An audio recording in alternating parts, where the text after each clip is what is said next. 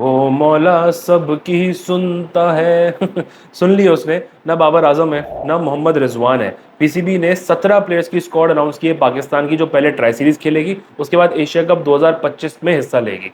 और ये official announce कर दिया है कि उस स्क्वाड में ना बाबर आजम होंगे ना ही मोहम्मद रिजवान होंगे। एक बड़ा ब्रेव डिसीजन है, दिलेरी वाला डिसीजन लिया है पीसीबी ने, क्योंकि आसान नहीं होता ये डिसीजन लेना जब हर तरफ से क्रिटिसिज्म हो रहा हो, तनकीद हो रही हो। बांग्लादेश से पाकिस्तान जब सीरीज हारा था तो एक मखसूस तबके ने सारे यंगस्टर्स को आड़े हाथों ले लिया था, ठीक ठाक तनकीद का निशाना बनाया था। वेस्ट इंडीज से जब सीरीज लेवल हुई 1-1, सिचुएशन डिफिकल्ट हुई, तो सलमान अली आगा जो अपने दूसरा या तीसरा अवे टूर खेल रहे थे एज अ कैप्टन, उनको ठीक ठाक क्रिटिसाइज किया गया। एजेंडा चलाया गया मखसूस तबके की तरफ से कि बाबर रिजवान के बगैर तो टीम का ये हाल है। तो ऐसे क्रिटिसिज्म के अंदर ये डिसीजन लेना कि दो सीनियर बैटर्स को ड्रॉप कर दिया जाए मेगा टूर्नामेंट से पहले, ये आसान बात नहीं है। तो बड़ा दिलेरी वाला डिसीजन है, नोइंग द फैक्ट कि बैकलैश आएगा, शोर मचेगा और मच रहा है, फिर भी बीसीबी ने डिसाइड किया। So hats off to them. और ना जाने शोर क्यों मचा रहे हैं उसके फैंस, क्यों एक हंगामा मचाया हुआ है। भाई, दो आउट ऑफ फॉर्म प्लेयर्स को ड्रॉप किया है, सिर्फ नाम की बुनियाद पे नहीं रखा जाता, और स्पेशली उन प्लेयर्स को जो बड़े मैचेस में परफॉर्म करना जानते ही नहीं है, जो बड़े मैचेस में प्रेशर सिचुएशन में आके मैच जिताना नहीं जानते, तो उनको नाम की बुनियाद पे तो रखा ही नहीं जाता। तो दो आउट ऑफ फॉर्म प्लेयर्स है, अच्छी बात है, एग्जाम्पल सेट हो रही है। कितना भी बड़ा प्लेयर हो, कितना भी बड़ा नाम हो, ठीक है, अगर नई परफॉर्मेंस हो रही तो टीम से बाहर होगा, अपने ऊपर काम कर ले, फिर वापस आ जाए भले। तो एक अच्छा डिसीजन है कि ये दोनों को फाइनली ड्रॉप किया गया है। लेकिन इस डिसीजन से कि बाबर और रिजवान को ड्रॉप कर दिया गया है, इससे एक इम्पैक्ट पड़ेगा हमारी करंट टीम पे।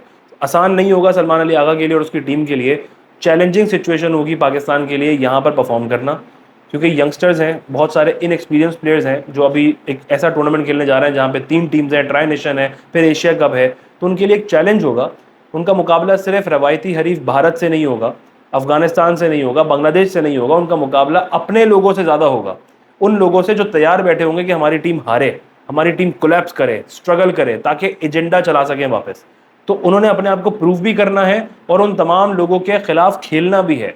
तो सिर्फ ओपोनेंट से मुकाबला नहीं है, अपने अंदर बैठे हुए लोगों से भी मुकाबला है, कुछ एक्स क्रिकेटर से भी मुकाबला है इस करंट टीम का, इन यंगस्टर्स का।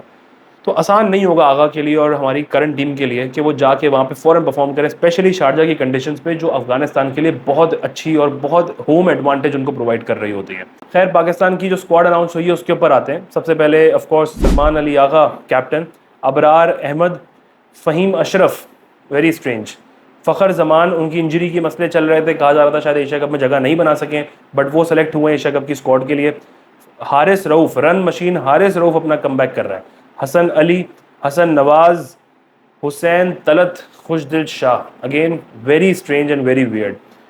मोहम्मद हारिस, मोहम्मद नवाज, शुक्र है अल्लाह का, मोहम्मद वसीम जूनियर, जिसके ऊपर लगभग हर वीडियो के अंदर बात की है कि वसीम जूनियर को होना चाहिए, ऑटोमेटिक सिलेक्शन होना चाहिए, स्पेशली ओडीआई स्क्वाड में तो होना ही चाहिए उसको, बट उनको एटलीस्ट T20 में वापस लेकर आ रहे हैं, जो कि बहुत अच्छी बात है। Sahibzada Farhan, Saim Ayub, Salman Mirza finally for some reason उनको बांग्लादेश के अंदर परफॉर्म करने के बाद ड्रॉप कर दिया गया, और फॉर सम रीज़न उनको वेस्ट इंडीज़ टूर के बाद वापस भी लेकर आ रहा है। वल्लाह आलम, ये सिर्फ पीसीबी का दिमाग बता सकता है कि एक बंदे को जब उसने पहले टूर में परफॉर्म किया, उसको सेकंड टूर के अंदर वापस लेके जाओ, उसको थोड़ा सा और ग्रूम करो, उसको ड्रॉप करके एक मेगा टूर्नामेंट से पहले वापस लेकर आ रहे हैं। So good selection. Salman Mirza वापस आ रहे हैं, शाहीन शाह अफरीदी और सुफियान मुकीम। गुड टू सी सुफियान मुकीम भाई, आपको शायद फिर से प्लेइंग 11 से बाहर बैठा दिया जाए। सुफियान मुकीम फिर स्क्वाड के अंदर आए हैं बाहर बैठने के लिए, उनको प्लेइंग 11 में जगह मिले ना मिले किसी को नहीं पता, बट हो सकता है शारजा की कंडीशंस की वजह से उनको खिला लिया जाए कि अबरार और सुफियान मुकीम इकट्ठे खेल लें। But you never know, mic Hesson का दिमाग बिल्कुल डिफरेंट है, उनको अपने टीम के अंदर ना ऑलराउंडर्स की भरमार करनी होती है।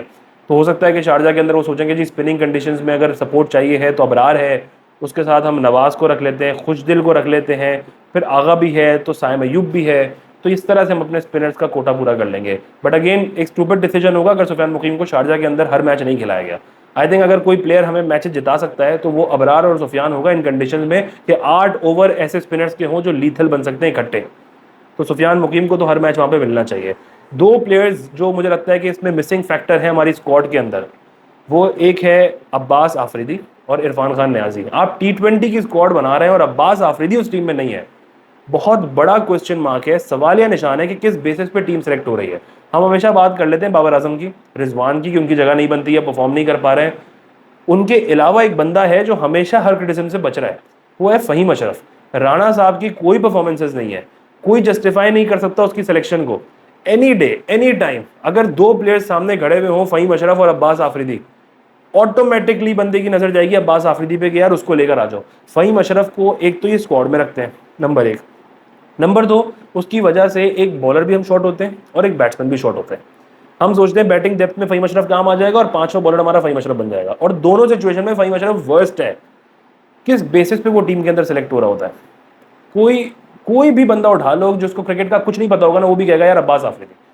T20 स्क्वाड के अंदर आप अब्बास आफरीदी के बगैर नहीं जा सकते, जिसके पास इतनी वेरिएशंस हो, जो स्लोअर वंस अच्छी जानता हो, जो एक इम्पैक्ट परफॉर्मेंसेज नीचे बैटिंग पे और बॉलिंग पे आके 4 ओवर पूरे कर सकता हो। तो अगर ये दो प्लेयर्स मुझे लगता है इरफान नियाजी और अब्बास आफरीदी होते तो शायद इस वक्त हमारी बेस्ट पॉसिबल स्क्वाड ये बन चुकी होती। लेकिन कुछ प्लेयर्स ऐसे हैं जिनकी वजह से ना अभी भी स्क्वाड हमारी कॉम्प्रोमाइज लग रही है, जिसके अंदर ऑब्वियसली फ़हीम अशरफ है, खुशदिल शाह है, हुसैन तलत है, मोहम्मद नवाज है। कुछ 3-4 प्लेयर्स की वजह से अभी भी कॉम्प्रोमाइज़ लग रही है। नवाज को शायद थोड़ा मार्जिन इसलिए देते हैं कि इन कंडीशन में नवाज अच्छा कर दे, लेकिन उसके अलावा आई फील एक अगेन इस जगह पे ना कॉम्प्रोमाइज़ टीम है इन चंद प्लेयर्स की वजह से। मोहम्मद वसीम जूनियर को देख के बहुत अच्छा लगा है। आई होप कि वो अपनी जगह बना सकें प्लेइंग 11 में और परफॉर्म कर सकें, जो उनसे एक्सपेक्टेशंस हैं स्पेशली मुझे है, तो वो पूरी उस पर उतर सकें। मोहम्मद वसीम जूनियर हमारा मस्ट होना चाहिए। वसीम जूनियर आप ओडीआई के अंदर रख लो, अब्बास आफरीदी T20 के अंदर रख लो, इस तरह से आप अपनी टीम को अच्छा स्टेबल कर सकते हैं नीचे लोअर मिडिल ऑर्डर के अंदर। एक बंदा जिसके वापस आने से हमारा टीम कॉम्बिनेशन फिर थोड़ा बहुत ऊपर नीचे हो सकता है, वो है फ़खर जमान। अब फ़खर जमान के आने से फिर से ये क्लैरिटी नहीं होगी कि हमने किस नंबर पे किस प्लेयर को किस रोल के साथ भेजना है। अनफॉर्चुनेटली हम 4-5 ओपनर्स रख लेते हैं, उनमें से एक ओपनर हमारा फिनिशर होता है, मिडिल ऑर्डर में खेलता है, और 3 ऊपर खेल रहे होते हैं। अब फ़खर जमान के आने से फिर वही होगा कि फ़खर जमान नंबर 3 पे खेलता है, तो नंबर 3 पे उसके स्टैट्स भी अच्छे नहीं है और कोई इंपैक्ट परफॉर्मेंसेस भी नहीं है। हारिस फिर कहाँ पर आता है? नंबर 4 पे। तो आगा कितना नीचे खेल रहा होगा? हसन नवाज अगर नंबर 5 पे होगा तो फिर हमारा टीम कॉम्बिनेशन थोड़ा सा डिस्टर्ब रहेगा, क्योंकि हमने सिर्फ ओपनर्स भर दिए और ऑलराउंडर्स भर दिए। ये दो चीज़ें हमारी स्क्वाड के अंदर। बॉलिंग पे बात करें तो बॉलिंग के अंदर Shaheen Shah Afridi of course pace attack को लीड करेंगे। उनकी न्यू बॉल के अंदर जो परफॉर्मेंसेज हैं वो वाकई अच्छी हैं, वो काबिल तारीफ होती हैं जब वो न्यू बॉल से बॉलिंग करते हैं। डेथ बॉलिंग अगेन उनका इशू है। उस डेथ बॉलिंग को रिजॉल्व करने के लिए आपके पास ये ऑप्शन है कि आप वसीम जूनियर पे ट्रस्ट करो रादर देन फ़हीम अशरफ पे। अब फ़हीम अशरफ को स्क्वाड तो रख लिया भाई, कम से कम प्लेइंग 11 में डिजर्विंग प्लेयर्स को खिला लेना अगर मैच जीत रहा हो। अगर हमें मैच जीतना है, हमें सुफियान मुकीम की जरूरत होगी, हमें डेथ बॉलिंग जो अच्छी कर सके उस बॉलर की जरूरत होगी जो कि वसीम जूनियर कर सकता है। अब सलमान मिर्जा अपनी जगह बना सकते हैं, ये देखना होगा, क्योंकि हारिस रऊफ वापस आ चुके हैं। रन मशीन हारिस रऊफ, कई लोगों का ये कहना है कि जी वो मोस्ट विकेट्स उसकी है T20 क्रिकेट के अंदर। नंबर्स दिख रहे होते हैं कि ये नंबर्स बहुत अच्छे हैं, पर उस नंबर के पीछे इंपैक्ट कितना, ये इंपॉर्टेंट है भाई। विकेट मार धाड़ में मिल जाती हैं, लेकिन जितने मैचेस हारिस रऊफ हमें क्रूशल स्टेज पे आके हरा देता है उसका कोई सानी नहीं है भाई। उस सिचुएशन के अंदर आपको 2 ओवर में 32 रन चाहिए हो, जो इंडिया के साथ मैच था हमारा 2022 के वर्ल्ड कप में, थैंक्स टू हारिस रऊफ उन्होंने आखिर में आके नवाज को सिर्फ 16 रन पकड़ा दिए। यूएसए के साथ मैच हो तो आखिरी ओवर 15 रन उनसे डिफेंड नहीं हुए। तो हारिस रऊफ की विकेट्स बेशक बहुत हैं, लेकिन वो जो इम्पैक्ट नहीं है वो सबसे बड़ा सवाल है कि हारिस रऊफ एक रन मशीन है और हमें पता है कि हम उस पर रिलाय नहीं कर सकते। डेथ ओवर जैसे ही आते हैं हम पैनिक करना शुरू कर देते हैं कि हम किसको ओवर दें किसको नहीं दें, कौन हमें यहाँ पे आके मैच जिता सकता है। हमारे पास मैच विनर कोई नहीं है नीचे से, हमें बॉलिंग से मैच हम जीत ही नहीं पा रहे हैं, कोई नहीं जितवा पा रहा हमें बॉलिंग से मैच। खैर शारजा की कंडीशंस हैं जहां पर हमारी पहले ट्राई नेशन सीरीज है, तो वहां पे हो सकता है कि हम इतने पेसर्स एक साथ ना भी देखें। तो शाहीन शाह अफरीदी तो ऑब्वियसली होंगे टीम के अंदर, उसके अलावा दूसरा पेसर वसीम जूनियर को आपने ट्राई करना है, वसीम जूनियर को साथ में कर सकते हैं। अबरार और सुफियान मुकीम इकट्ठे प्लेइंग 11 के अंदर उनको होना चाहिए। ये कहीं नहीं लिखा हुआ कि अगर सुफियान खेलेगा तो अबरार नहीं खेलेगा, अबरार खेलेगा तो सुफियान नहीं खेलेगा। ओडीआई सीरीज में भी यही गलती की थी, अब ये गलती नहीं करनी है। हमें प्रॉपर बॉलर्स के साथ उतरना होगा जो उन कंडीशंस को यूटिलाइज कर सकें। ऐसा नहीं है कि पार्ट टाइमर्स होंगे और वो स्पिन कराते हैं तो जी वो स्पिनिंग कंडीशन में मुरलीधरन बन जाएंगे, ऐसा नहीं होगा। जिसके बाद जो स्किल्स है उसको यूटिलाइज करना जरूरी है। अबरार और सुफियान 8 ओवर अगर इकट्ठे कराते हैं तो वो लीथल होंगे। इट इज़ वेरी इंपॉर्टेंट कि ये दोनों प्लेइंग 11 के अंदर हों। अब उसके बाद आप उसके इर्द गिर्द अपनी बॉलिंग बनाए। शाहीन ऑटोमेटिक है, ये 2 हो गए 3 बॉलर्स। फिर उसके बाद वसीम जूनियर आते हैं, मोहम्मद नवाज मोस्ट लाइकली, क्योंकि वो बैटिंग डेप्थ की तरफ माइक हैसन सोचते हैं, तो बैटिंग डेप्थ की वजह से मोहम्मद नवाज एक और बॉलिंग ऑप्शन बन सकते हैं। 5वां बॉलर वसीम जूनियर हो, फिर आपके सलमान अली आगा, साइम अयूब, ये पार्ट टाइमर्स के तौर पर हो। तो टीम सिलेक्शन टीम कॉम्बिनेशन बड़ा इंपॉर्टेंट होगा। फ़खर जमान को ज़बरदस्ती एकोमोडेट करने के लिए कि बस हमने फ़खर को खिलाना है, उसको नंबर 3 पे खिला दो, नंबर 4 पे खिला दो, कोई फायदा नहीं होगा। अगर ओपनिंग के अंदर जगह नहीं बन रही है कि भाई फरहान परफॉर्म कर रहा है, साइम अयूब के साथ जा रहे हैं कि वो एक बॉलिंग ऑप्शन भी दे रहा है, तो फिर फ़खर को आप बैकअप पे रख लें, बाहर बैठा लें। हारिस को नंबर 3, आगा नंबर 4, हसन नंबर 5, इस एक प्रॉपर एक टीम कॉम्बिनेशन बनाया जाए कि भाई ये तुम्हारा रोल है हर प्लेयर का, और उस रोल के ऊपर ही उसको खिलाया जाए। हर मोमेंट पे चेंजेस करना, चार चार ओपनर्स खिलाना, ये सिर्फ हमारे लिए नुकसान होगा, और आगे जाके एशिया कप के अंदर मजीद प्रॉब्लम्स हमें क्रिएट होंगी कि हम क्लियर नहीं होंगे हमने किस प्लेयर को मौका देना है, किस प्लेयर को नहीं देना है। It is very important. बाकी all the very best to Salman Ali Agha in team Pakistan, क्योंकि उनके लिए एक बहुत बड़ा इम्तिहान शुरू होने वाला है। एक मैसिव सिचुएशन है, बड़ी प्रेशर सिचुएशन होगी उनके लिए। बहुत बड़ा तबका है जो इंतजार कर रहा होगा उनके फेलियर्स का, ताकि वो अपना एजेंडा चलाए, उनको तनकीद का निशाना बनाए। इन तमाम चीज़ों से निकल के आगा को और उसकी टीम को खेलना है।